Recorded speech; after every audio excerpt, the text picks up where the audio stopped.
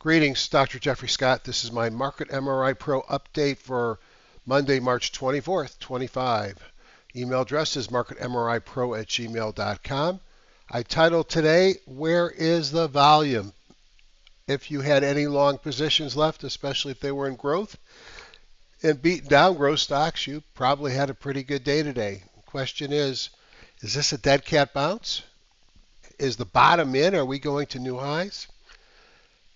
Well, I think one of the clues is there was no volume, and that is bothersome.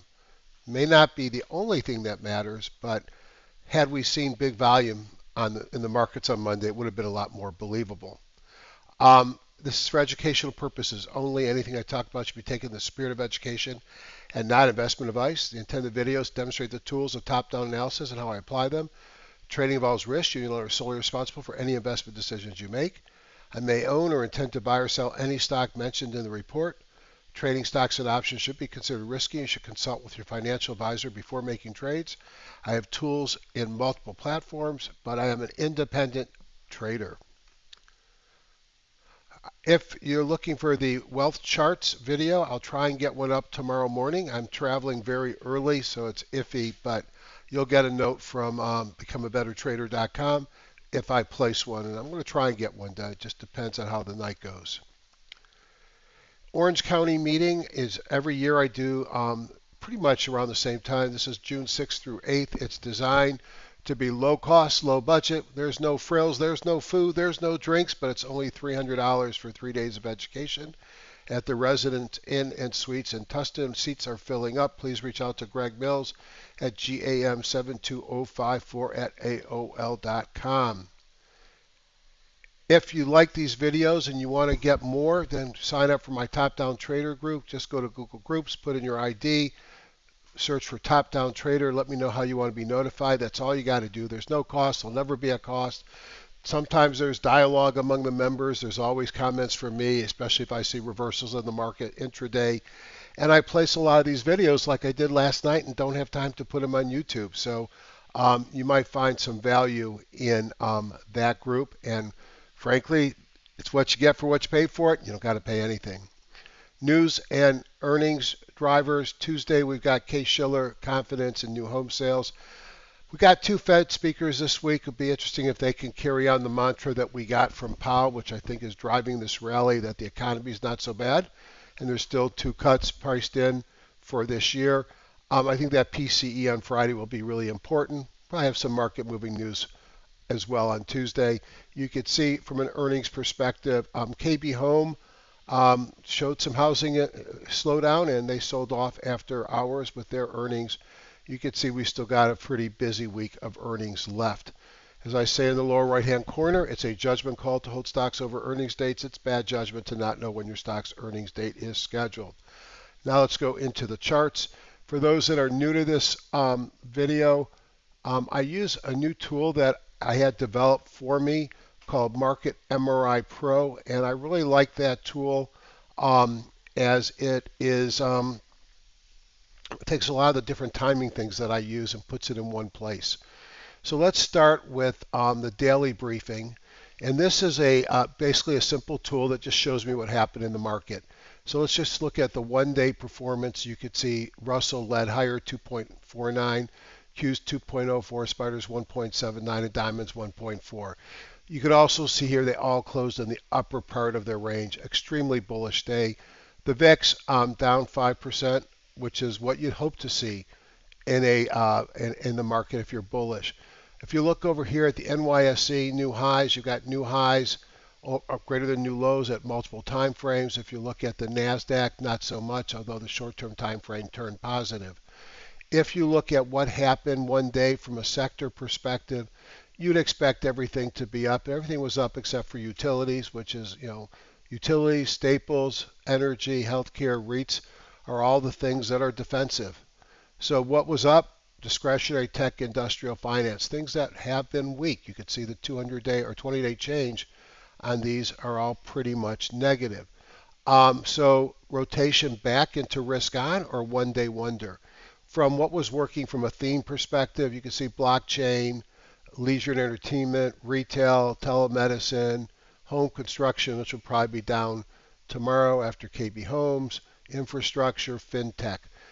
These here are very powerful. You take three different indexes, the S&P 1500, the NASDAQ, and the NYSE, and you look at what percentage of the sectors were up. They were all up on the first two. All but one were up on the NYSE. Industry groups, 99%, 93% up on the S&P 1500, 86% on the NASDAQ, 89 on the NYSE, and what percent of stocks? 89, 65 on the NASDAQ, interestingly, 75 on the NYSE. But a very bullish day, but not bullish for everyone everywhere. If we look at the timing model, you will see some change occurred. If I start with the weekly, and you can see the 13-week new high, new low is starting to head back higher on this bounce. And we'll talk about the charts in a minute, but now I'm keying on the buy-sell signal. We're still in a sell everywhere on the weekly charts. However, if you look at the daily charts, you're going to see we triggered a change. Woohoo! We went to a buy daily on the spider, the Russell, and the diamonds, and we're pretty close to the Qs. We just got to get above that yellow line. So right now, if the weeklies are in a sell and the dailies have turned into a buy, are we retracing in a downtrend, or are we at the beginning of a new uptrend? Can't tell the difference until we get more days. I'm going to put my bet on a retracement and a downtrend. If we actually look at the U.S. indices and look at what we're seeing here, let's just look at them one at a time. The spider kind of broke out of my bear flag. In fact, it broke higher and even closed above the 200. That is great. All right, love to see that. My thoughts over the weekend is we probably trade up and fail at the 50. So we could still move a lot higher, and this could still turn out to be a dead cat bounce. You can see here not much in the way of volume. I'm going to ask my programmer to put in like a 50-day average on the volume. But volume was not great in the market on Monday. It was okay in the beginning, but the volume tailed off as the day went on. Clearly an improvement and a huge move, but we are not out of this downtrend yet, and we still have lots of areas of concern above. All right, that is the spider. If we take a look at the Qs, I could say the same story, except we didn't break out of the 200, so all the same things are intact. Less volume, still have to get above the 200 and above the 50 for me to believe it. You've got the 50 heading down, the 17 is down. It looks to me like a downtrend, and this is a retracement and a downtrend. Could be wrong, but we won't know until we get to that 50. How about the diamonds? Look a lot like the spiders, broke above the 200 and the 17. This one looks even better. Higher high and higher low. Let's see where this goes, but it too is going to have to get above the 50. And volume looks a little bit better on the diamonds compared to the others. The Russell we'll look at next. And we can just see it here, a similar story, volume light, positive session, still has to get above the 200 and the 50, and notice a death cross there. VIX, as you'd like to see it in a day when the market is so strong, was down 7.65, and this is a daily chart, and you could see the dollar rallied just a tad up 0.21%. If we look at commodities on this strong day in the U.S. markets, super strong day. So let this populate on the daily charts here.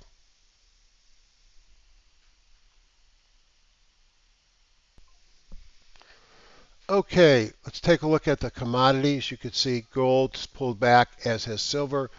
Maybe not a surprise with the stronger economic tone, the rising of the 10 years and 30 years you could see here. Maybe the precious metals pull back a bit. Oil, the opposite, is rising. Perhaps we'll have more utilization than anticipated. And you can see it's run right up into the 200, which has been resistance. And natural gas is pulling back towards the 50. The buckets are some of my favorite tools to get a sense of overbought and oversold. When you start to get a lot of stocks below the Bollinger Bands or above, you get a signal, and you're starting to see a bell-shaped curve as we're moving from oversold towards neutral. Right now, at best case, or worst case, I'd say we're neutral. On the market breadth tool, we look for new signals that might occur. On the left, I believe, will be the NYSE. On the right is the NASDAQ. You'd see the NYSE is running into the 50. The NASDAQ still has to get to the 200. Notice that the stocks above the 20 in green, 200 in red, and 50 in white have turned up off of oversold areas on both. And you'll notice that except for the advanced decline on the NASDAQ, which amazingly was negative on a session like we saw in the market on Monday, new highs, new lows, except for the new high, new lows, which was negative on the NASDAQ, but positive a little bit on the NYSE. AD lines were positive on both, as was up-down volume. So you still don't have a lot of new highs on the NASDAQ. But you see very different. One is coming up and attacking the 50, and one still has to get above the 200. Ratio charts give me a sense of what's working now and show me strength in the market. So the defensive things such as staples, utilities, real estate, and healthcare, which ran up early last week, sold off a bit. And now we're starting to see some threats that discretionary and technology are turning up or rotating. Financials, communications still doing okay. Energy and industrials, materials also sold off some, as you could see here. The JAS layout is where I look to find stocks. Now, obviously, this was a day you could have bought anything. That's an interesting stock that came right up to the top. I don't know the stock from Adam, but KINS actually looks pretty interesting here, taking out the 50 with breakout momentum signals. Relative strength looks good. OBV's turning up. That just was there when I started. That was not something that I found. But let's go and let's start by looking at some of the MAG stocks, which so many of us own or have owned. Let's just take a look at what we see. And this is more than just the MAG. You could see Amazon regain the 200 today. Breakout momentum, relative strength, and OBV turning up. I think Amazon actually looks pretty good right here. This might be a time to add Amazon if you think this market is going higher. Be careful, don't go crazy on new longs. Let the market come to you. We still could be retracing in a downtrend and we could still go lower. APP had a massive move up, 8%. Got to get above that 50, but that's starting to look interesting. Google, which we thought was one of the better looking ones over the weekend, moved up. Meta, massive move off the 200, not a big surprise, still has to get above the 50. Microsoft, it's up, but percentage-wise, it's up only 0.5%, and the lowest of this group of stocks. Netflix, which has been a leader, pulled back to the 50, gave a good buying opportunity, was up 11 points. Nvidia, I'd like to see it get above the 50, but at least it was up again 3% in the market on Monday. And then Tesla, which has really sold off hard, actually had a massive bounce, almost 12%, getting close to the 200. So the growth stocks out of favor were in favor in the market on Monday. If we go to the top-down list, you could see all the major sectors were up. If we look by percentage up, you could see cyclical, so think about discretionary. Tech, industrials were the leaders, the laggards, utilities, staples, healthcare, basic materials, real estate. I might just look at the top three and let the best come up to the top. Look at 2-day momentum and just see what we see. MLGO, yeah, interesting, but I don't know anything about this to say anything. You look at a weekly, this is thing that's been dead. This is a story stock. I mean, we do have news here. You click on that, additional shares at 8 cents. Something looks wrong here, so I probably wouldn't get that excited. Booking, we looked at over the weekend. What a huge move. Talked about strong seasonality right now. AZEK is a takeout. Tesla, we mentioned, had a big move. Fair Isaacs, FICO, great looking chart, moving up off the 200, but it's a $2,000 stock. MicroStrategy, this looks very interesting. We showed it over the weekend. I like the breakout here over the 50. Melly, we looked at over the weekend as well. Expensive stock. Let's see, MPWR, monolithic power. So one thing you could do is start to look at some of the leading stocks in the leading sectors. Another thing I like to do is just rank by 2-day momentum the industry groups. Let's just go through the top 5, 2, 3, 4, 5, and I've got 64 stocks ranked by 2-day momentum. That's the same things, booking, ASEC, the takeout. Now here's Costco. Now, I still think Costco is probably overvalued. Forward-looking PE is crazy. It does make money. It does have earnings per share growth. Maybe it shouldn't be value like a retail. If you like Costco, this might be a great place to be buying some. Don't let it get below the 200 from a stock perspective. In my opinion, this is education, not investment advice. Granger, WSO. And I just go down the list looking and see if anything looks interesting. So that is what top-down is investing is. I've already seen a couple things that look interesting. The other way to look at the market is bottoms up. And so what we've done here, and I've got my special scan we're going to look at. Here's 3,500 stocks. And let's pick stocks that are above their 200, volume greater than 500, price greater than 5. They're weekly. Well, leave that off for now. Let's look at 2-day momentum up. Hit OK. And these are two stocks that are interesting that I'm going to leave you with. Palantir, what a great move. And then a big pullback. It looks like it's getting ready to go again. And it's not extended here, which I like. Relative strength and OBV look good. And the other one is Zibit, ZYBT. It looks like an IPO, a Chinese biotech. So that's a couple stocks you can look at. If we kill above the 200, you get one more, which is Rivian. I'd rather buy Tesla. So Palantir looks interesting from a bottoms-up perspective.